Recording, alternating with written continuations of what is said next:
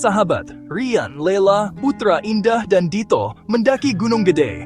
Semangat mereka berapi-api, penuh antusiasme dan kegembiraan. Mereka telah merencanakan perjalanan ini selama berbulan-bulan.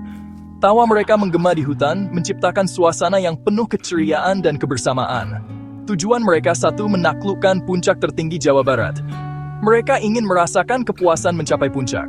Mereka tiba di pos terakhir sebelum puncak, beristirahat sejenak sambil menikmati pemandangan. Kabut tipis menyelimuti jalur pendakian, menambah kesan misterius dan menantang. Rian, sang pemimpin, memutuskan untuk mendirikan tenda.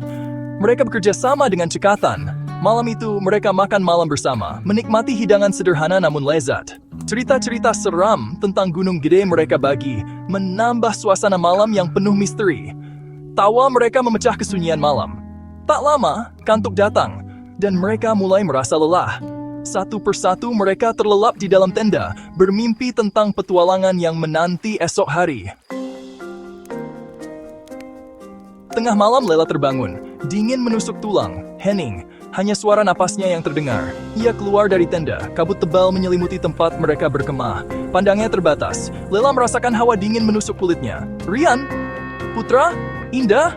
Dito? Panggilnya cemas. Tidak ada jawaban. Lela mulai panik. Ia kembali ke dalam tenda, kosong. Hanya ada ransel-ransel mereka. Tiba-tiba, Lela mendengar bisikan, lembut namun menusuk. Lela lah, bisik suara itu. Lela mencari sumber suara. Kosong. Putra, kamukah itu? Tanyalah. Suaranya bergetar, tidak ada jawaban. Lela kembali ke dalam tenda. Ia mengguncang tubuh teman-temannya yang masih tertidur. Bangun, Putra hilang! Teriaknya. Section 4, pencarian yang mencekam. Malam itu, kabut tebal menyelimuti hutan pegunungan, menciptakan suasana yang mencekam. Rian, Indah, dan Dito terbangun dari tidur mereka yang gelisah. Mereka kaget mendengar kabar Putra hilang. Wajah mereka dipenuhi kekhawatiran. Bagaimana bisa? Tanya Dito, tidak percaya.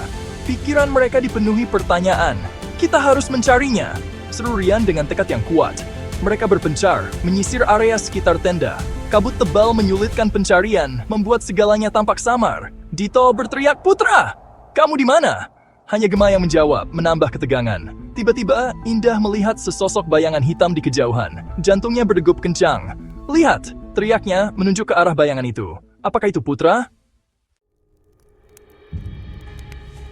Section 5. Kengerian di dalam tenda. Malam itu begitu sunyi, hanya suara angin yang berdesir di antara pepohonan. Tenda mereka berdiri di tengah hutan yang gelap, hanya diterangi oleh cahaya api unggun yang mulai redup. Mereka berlari menuju bayangan itu. Putra, panggil Rian dengan suara yang mulai serak karena panik. Mereka tidak bisa melihat dengan jelas, hanya bayangan yang bergerak cepat di antara pepohonan. Bayangan itu bergerak menjauh, semakin dalam ke dalam hutan. Setiap langkah yang mereka ambil, bayangan itu semakin sulit untuk dikejar. Rian merasa ada sesuatu yang tidak beres. Mereka terus mengejar, hingga tiba di tepi jurang. Bayangan itu lenyap. Tiba-tiba, senter mereka padam. Kegelapan total. Hanya suara napas mereka yang terdengar, berat dan cepat. Indah, Dito, panggil Rian, panik. Tidak ada jawaban. Rian meraba-raba dalam kegelapan, mencoba menemukan teman-temannya. Hatinya berdebar kencang. Ia merasakan hawa dingin yang menusuk. Kabut tipis mulai menyelimuti hutan, membuat suasana semakin mencekam. Rian menggigil, bukan hanya karena dingin, tetapi juga karena ketakutan. Ini tidak lucu. Di mana kalian? Teriaknya. Suaranya menggema di antara pepohonan, tetapi tidak ada jawaban. Rian merasa semakin terisolasi. Rian merogoh korek api di dalam sakunya. Ia menyalakannya. Cahaya kecil itu memberikan sedikit rasa aman, meskipun hanya sementara. Cahaya kecil itu menerangi sebagian kecil area di sekitarnya. Bayangan pepohonan tampak menakutkan di bawah cahaya korek api yang berkedip-kedip. Di depannya, berdiri sesosok makhluk tinggi besar, bermata merah menyala. Rian terdiam, tubuhnya kaku karena ketakutan. Makhluk itu tidak bergerak, hanya menatapnya dengan mata yang menyala. Rian menjatuhkan korek api itu. Kegelapan kembali menelan mereka. Rian berlari ketakutan, tidak tahu kemana harus pergi. Langkahnya semakin cepat, tetapi hatinya semakin berat. Ia tidak tahu harus kemana. Hutan yang gelap membuatnya kehilangan arah. Setiap pohon tampak sama, setiap bayangan tampak mengancam. Ia tersandung akar pohon dan terjatuh. Rasa sakit menjalar di kakinya, tetapi ia tidak peduli.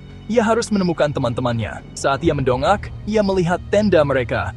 Cahaya lilin samar terlihat dari dalam, memberikan sedikit harapan di tengah kegelapan.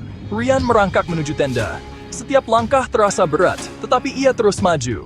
Ia harus memastikan teman-temannya aman. Ia membuka tenda dan masuk. Di dalam, suasana terasa lebih hangat, tetapi ketegangan masih terasa.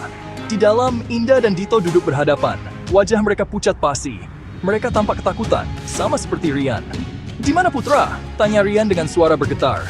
Ia berharap teman-temannya tahu jawabannya. Indah dan Dito menunjuk ke arah belakang Rian. Rian berbalik dengan hati-hati, takut akan apa yang akan dilihatnya. Di sana, tergeletak di dalam sleeping bag, tubuh Putra terbaring kaku. Matanya melotot. Wajahnya dipenuhi ekspresi ujas. Rian merasa dunia seakan runtuh di sekitarnya.